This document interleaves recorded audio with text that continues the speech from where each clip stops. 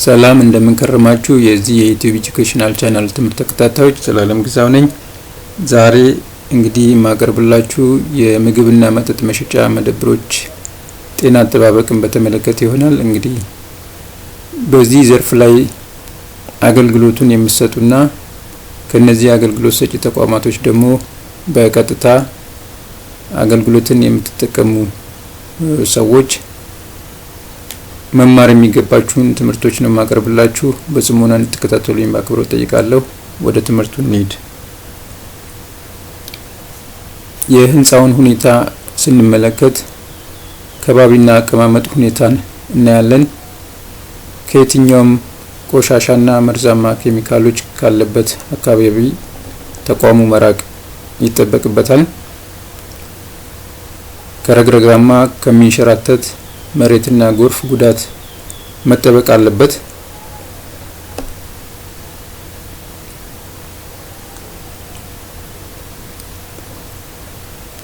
እሳት ከሚያደርሱ ነገሮች ወይም ከእሳት አደጋ ሊነሳ ከሚችልበት ቦታ የተጠበቀ መሆን አለበት ተቋሙ።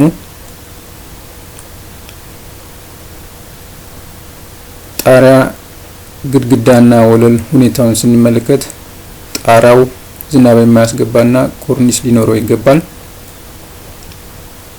ኮርኒሱ አይጥና ነፍሳቶችን የመሳሰሉትን የማይደብቅ መሆን አለበት።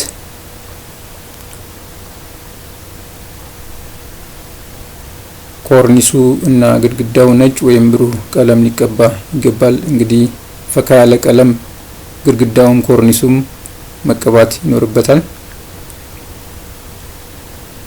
ሌላው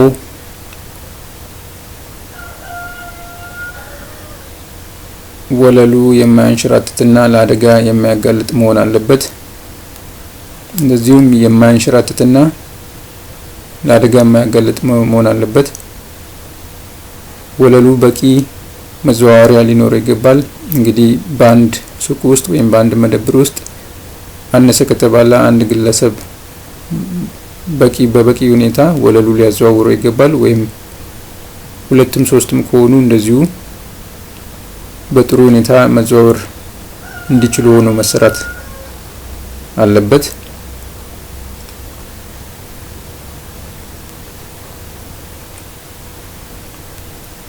ሌላው ጣራው፣ ግድግዳው እና ወለሉ የተሰነጣጠቁ የተቦዳደሱ መሆን የለባቸውም።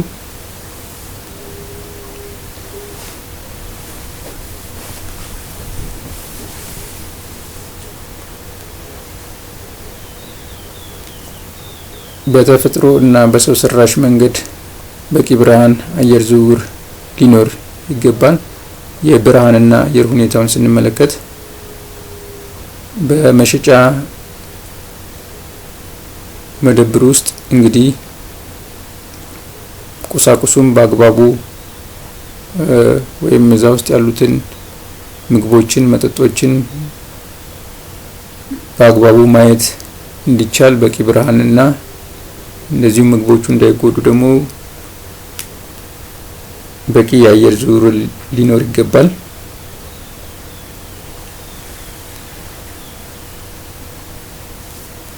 እንግዲህ አንድ በእነዚህ የአገልግሎት ሰጪ ተቋማቶች ውስጥ ወይም በቀጥታም ይሁን በተዘዋዋሪ የምግብና መጠጥ አገልግሎት በሚሰጡ ተቋማት ውስጥ ሰራተኞቹ የጤና ምርመራ ማድረግ ይጠበቅባቸዋል። እንግዲህ በመሸጫ መደብር የሚሰራ ሰው በየ3 ወሩ ከታወቀ የመንግስት ጤና ተቋም የጤና ምርመራ ማድረግ ይጠበቅበታል። ይሄ በየ3 ወሩ የሚታደስ ነው። በተቋሙ ውስጥ የምርመራው ሙሉ ውጤት ዋናው ወይም ኮፒው ለመረጃ በቅርብ በፋይል ሊቀመጡ ይገባል።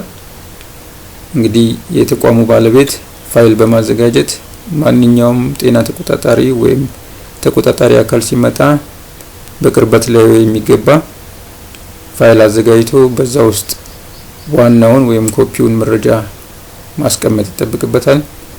ሌላው ህጋዊ የንግድ ፍቃድ ድርጅቱ እንዲያወጣ የጤና ቅድመ ማረጋገጫ ለሰጠው ጤና ተቋም በተመሳሳይ ሁኔታ የጤና ምርመራውን ውጤት ፎቶኮፒ ማቅረብ ይኖርበታል ወይም መስጠት ይኖርበታል ማለት ነው።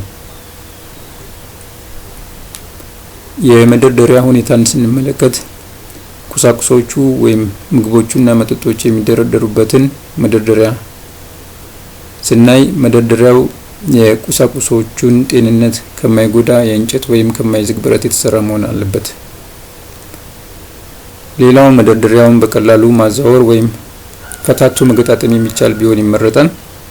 በቀላሉ እንግዲህ ከቦታ ቦታ ወይም ቦታ ለመቀየር በምንፈልግበት ሰዓት በቀላሉ ፈተን ማዘዋወርና መግጠም የምንችል ቢሆን ይመረጣል። ወይም እግር ያላቸው መደርደሪያዎች ወይም ተሽከርካሪ ጎማ ያላቸው መደርደሪያዎች ቢሆኑ የተመረጠ ይሆናል። መደርደሪያው ለአየር ዝውውር አይጥና ሌሎች ነፍሳቶች እንዳይደብቅ ሆኖ መሰራት ይኖርበታል።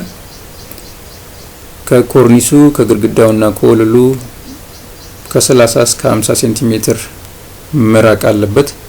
ይሄ እንግዲህ ጠቀሜታው በቂ የአየር ዝውውር እንደዚሁም ነፍሳቶች እንዳይደበቁ ቢደበቁም በቀላሉ ማስወገድ እንዲቻል በዚህን ያህል ሴንቲሜትር ርቀት ቢርቅ መልካም ነው።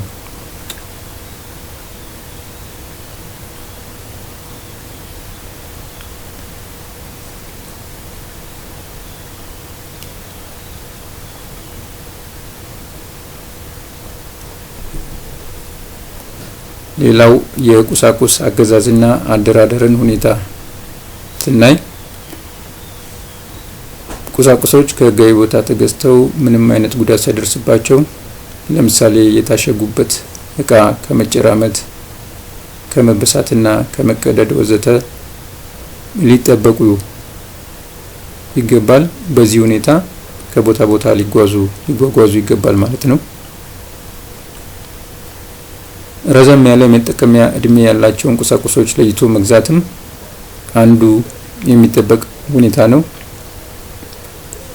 ያው እንግዲህ ኤክስፓየር ዴቱን በተለያየ መንገድ ኤክስፓየር ዴት ይጽፋል። ያንን ኤክስፓየር ዴት ተመልክቶ መግዛት እና ማጓጓዝ ያስፈልጋል ማለት ነው።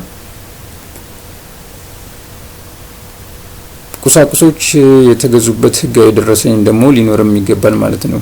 እንግዲህ ይሄ በቫት የሚሸጡ ካሉ ወይም በሪሲት የሚሸጡ ካሉ እነዚህ ሪሲቶች ወይም ቫቶች ሊኖሩ ይገባል።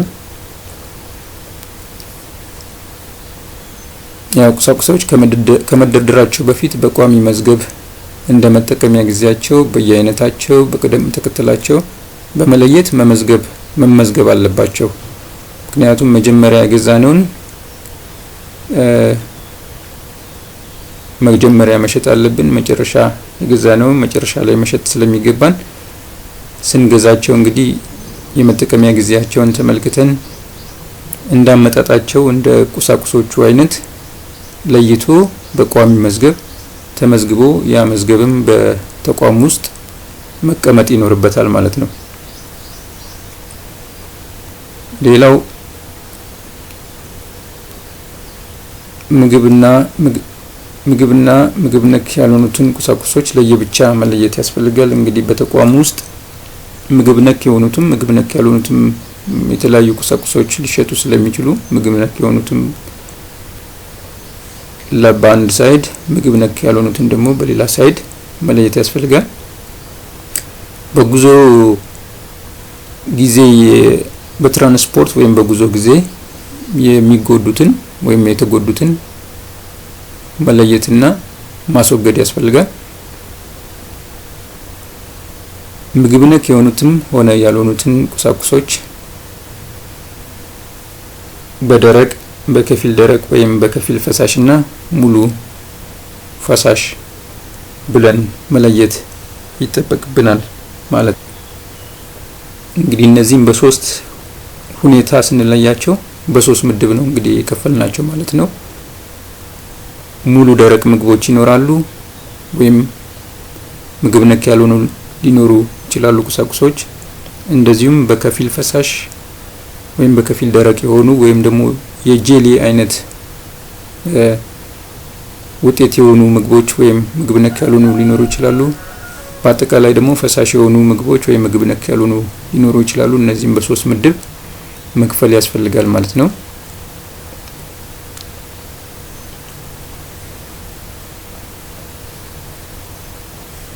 የምግቦች ወይም የቁሳቁሶች አደራደር ወይም አቀማመጥ ስንመለከት መደርደሪያውን ሁለት ቦታ በቁሙ በመክፈል እዚህ በምስሉ ላይ እንደምትመለከቱት በቁሙ ለምግብ ነክ መደርደሪያዎችና ምግብ ነክ ላልሆኑ ምግቦች በዚህ መልክ እንከፍለዋለን ማለት ነው። ወይ በቀኝ ወይ በግራ ከሁለት አንዱ እንደምናስቀምጠው ሁኔታ ወይም እንደ ተቋማችን ስፋት ልክ እና እንዳለን ግብአት መሰረት በቁም ለሁለት እንከፍለዋለን ማለት ነው። እዛ አንደኛው ምግብ ነክ የሚደረደርባቸው ነው፣ ሌላኛው ደግሞ ምግብ ነክ ያልሆኑ ቁሳቁሶች የሚደረደርባቸው ይሆናል ማለት ነው። እዛ ይሄ ለሁለት የከፈልነው ደግሞ እንደዚህ ወደ ጎን ሶስት ቦታ እንከፍለዋለን። ሶስት እንግዲህ እንዳለን ቁሳቁስ አይነት የምግብ ነክ ከፍተኛ መጠን ካለው ለሱ ብዙ ቦታ ይሰጠን ወይ ለዛኛው ደግሞ አነስ ያለ ቦታ ሰጥተነው ግን ወደ ጎን በስዕሉ ላይ እንደምትመለከቱት በሶስት ክፍል እንከፍለዋለን። የመጀመሪያውና የላኛው መደርደሪያችን ሁሉ ጊዜ ደረቅ ምግቦች ወይም ደረቅ ምግብ ነክ ያሉ ነገሮች ከላይ ይሰቀላሉ። መካከለኛው ላይ ከፊል ደረቅና ከፊል ፈሳሽ የሆኑትን ነው የምንደረድረው። መጨረሻው ላይ የምንደረድረው ፈሳሽ የሆኑትን ነው የምንደረድረው ማለት ነው። እንግዲህ የመጀመሪያው ይሄ ለጣሪያው ወይም ለኮርኒሱ የቀረበበት አካባቢ የላኛው ላይ ደረቅ ምግቦች ደረቅ ቁሳቁሶች የሚደረደሩበት ነው። የመካከለኛው ደግሞ ከፊል ደረቅና ከፊል ፈሳሽ ወይም ጄሊ ምግቦች ወይም ሌሎች ምግብ ነክ ያልሆኑ ለምሳሌ እንደ ለውዝ ቅቤ የመሳሰሉትን እንደ ማር የመሳሰሉትን የታሸጉ ማር የመሳሰሉትን እነሱን መሃል ላይ እንደረድራቸዋለን። ለወለሉ የቀረበው የመጨረሻው መደርደሪያ ላይ ደግሞ የታሸጉ መጠጦች ወይም ምግቦች ሊሆኑ ይችላሉ። እነሱን እንደረድራለን ማለት ነው።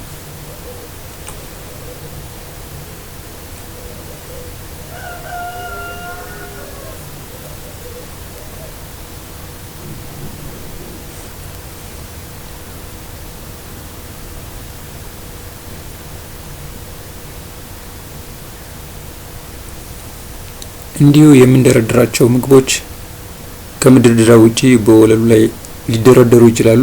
እነዚህ በወለሉ ላይ የሚደረደሩ ደግሞ በምስሉ እንደምትመለከቱት ሳጥን ነክ መቀመጫ የመሰለ እንደዚህ ፓሌት በማዘጋጀት እዚህ ላይ ይደረደራሉ ማለት ነው። ሌላው በፍሪጅ መቀመጥ የሚገባቸው ቁሳቁሶች ያው ለምግብነት የሚያገለግሉ ቁሳቁሶች በሚገባ መቀመጥ አለባቸው። እንደ እንጀራ፣ ዳቦና መሰል ምግቦች የሚሸጡ ከሆነ ደግሞ በዛ ተቋም ውስጥ ወይም በዛ መደብር ውስጥ በንጹህ ሁኔታ ከፍ ባለ ስፍራ በንጹህ ዕቃና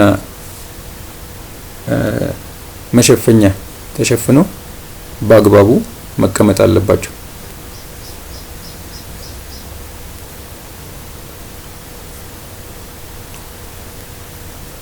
እንግዲህ ለዛሬ ያቀረብኩላችሁ በክፍል 1 ላይ ይሄንን ይመስላል። ቀጣዩን ክፍል እስከማቀርብላችሁ ድረስ ከተጠቀማችሁ ሰብስክራይብ እና የኖቲፊኬሽን ኪን በመጫን ላይክ በማድረግ እንደዚሁም ለሌሎች እንዲደርስ ሼር በማድረግና አስተያየታችሁን ደግሞ በኮሜንት ሀሳብ መስጫ ላይ እንድትሰጡኝ በአክብሮት ጠይቃለሁ። እስከምንገናኝ ሰላም ቆዩኝ። ቻው።